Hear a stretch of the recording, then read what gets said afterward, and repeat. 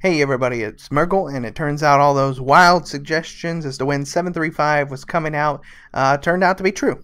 So it is actually coming out tomorrow. So in this one, I just want to quickly cover what's to be expected, the new things to come, all that good stuff. Now I'll put the patch notes in the description of the video if you want to look through those. I'm basically going down the line of patch notes and just quickly summarizing the things in the patch notes. So the first things first are the big leveling changes. For those who are still unaware, possibly, this is a pretty big change coming to the leveling scene. All zones are going to be scaling to your character's level. However, there are beginning and ending scaling levels.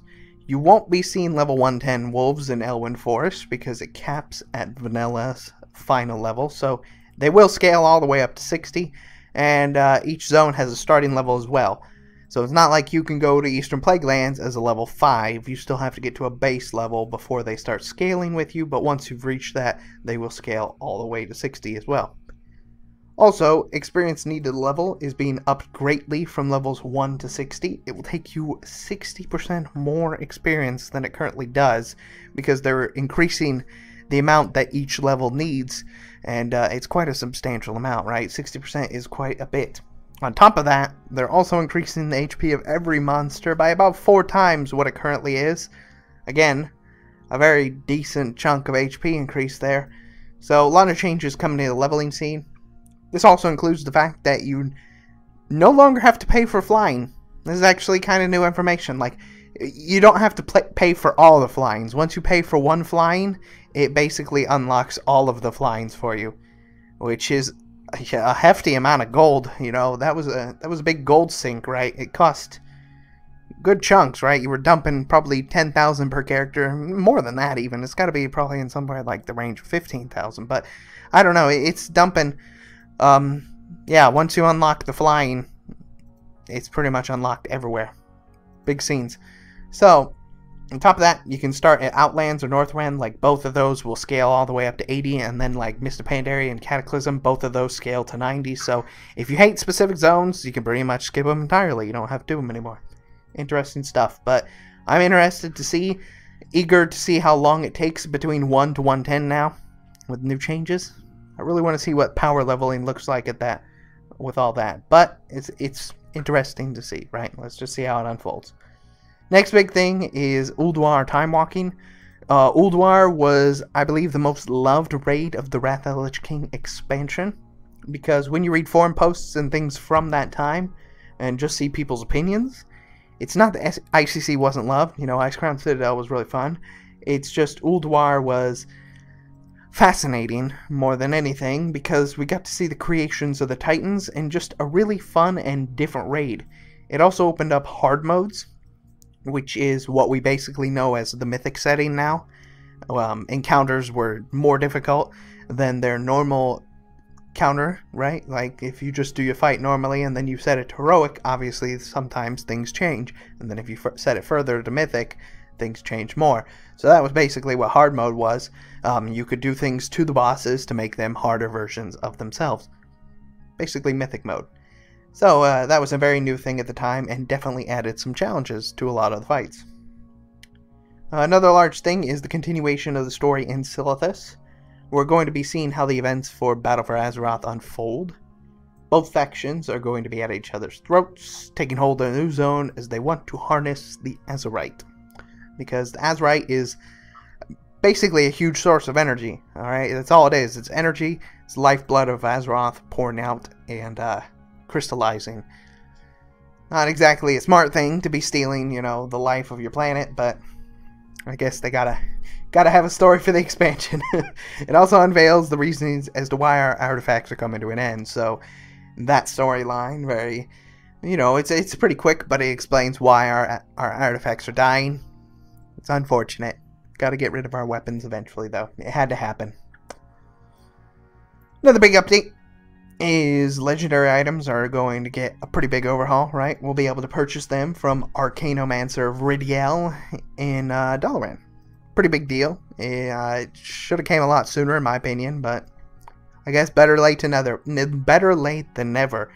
Now, these things are going to cost 300 to upgrade old legendaries, or 1,000 to buy a new legendary. It is a little token. It's a random token, so you aren't going to pick what legendary you get, but it's going to house 1,000 Awakening Essence. Now, 1,000 is a lot, but in 7.3.5, you're going to get them 6 times as fast as you currently do. They wanted to do this so people couldn't save up any Awakening Essence to be able to purchase legendaries as soon as the patch went live. Seems silly to me. I don't really think that was necessary. Why gotta nerf people's fun?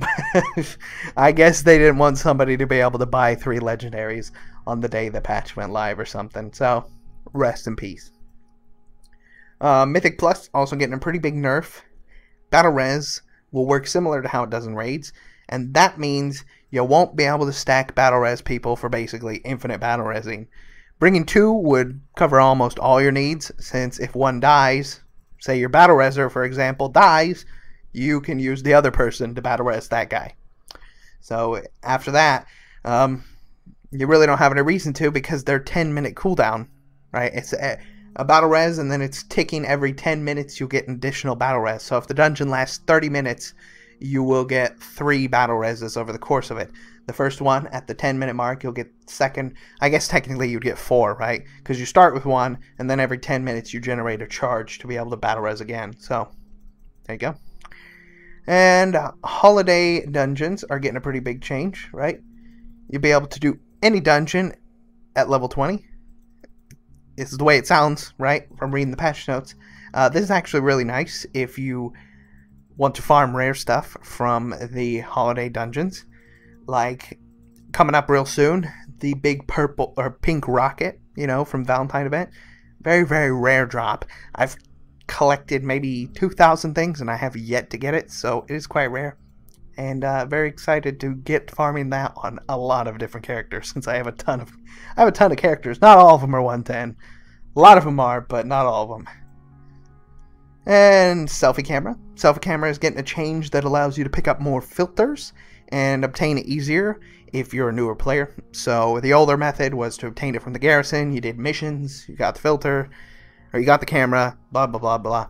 It was pretty easy to unlock. Like, when it came out, it spawned on literally every single one of my characters. So, but some people told me that they couldn't get it.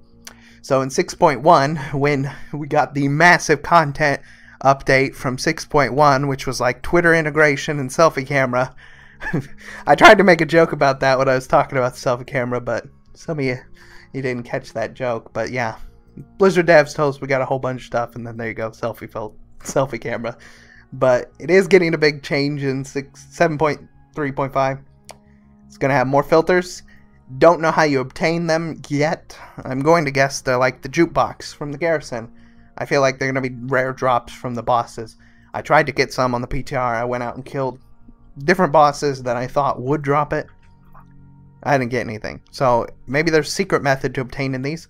I'm really excited. I hope they do make it more fun, because I don't use the Selfie Camera, but if they made fun little puzzles to unlock filters for it, sure, why not? I'm a collector. I want the things even if I don't use it. So I'm fine with that. And then finally, something that's going to have a pretty big impact on transmog farmers, people like that, is the fact that now all dungeons will be base personal loot.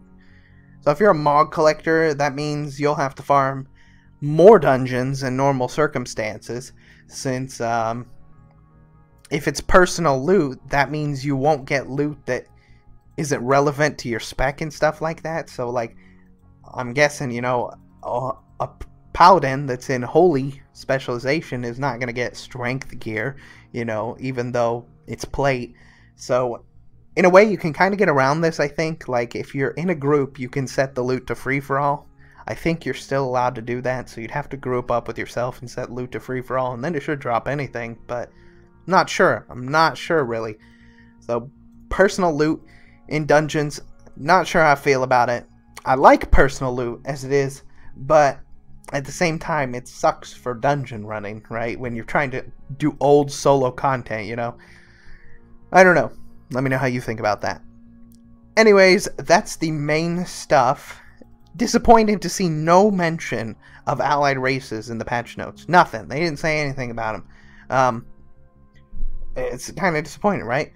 based on all the PTR information, they're ready to go right now. Like, there should be allied races right now based on how it turned out in the PTR. So I'm guessing maybe Battle for Azeroth pre-purchase is probably going to be a requirement, right? We went over this, and Battle for Azeroth pre-purchase is probably a requirement for the allied races, and maybe the pre-purchase isn't ready, or maybe they don't want to release it this early because the game is in alpha right now. I'm pretty sure it's been in alpha since like the beginning of January. Yeah, so I think the beta is actually going to be coming out soon. There was some mention of that. I can't remember where I read it, but I think the beta is coming soon. But yeah, that's maybe why there's no pre-purchase, because it's still very, very early stages. So maybe they will be here tomorrow. Maybe it's just a big old, they're trying to hide it, and then it's going to be a big old surprise tomorrow. That would be exciting, right? Because with all the leveling changes that are coming, it would be really nice to have a reason to make a new character just to try the new changes and stuff. It would be really great for me to get to like some idea of how long it takes you to level, things like that. But I'm not going to make a new character when I've already got pretty much a full account, you know. So yeah, I can't see any reason to until they add more characters to my realm list and stuff. Anyways, thank you for watching. Hope you enjoyed. Let me know what you're excited about this patch, and I will see you again real soon. Bye-bye.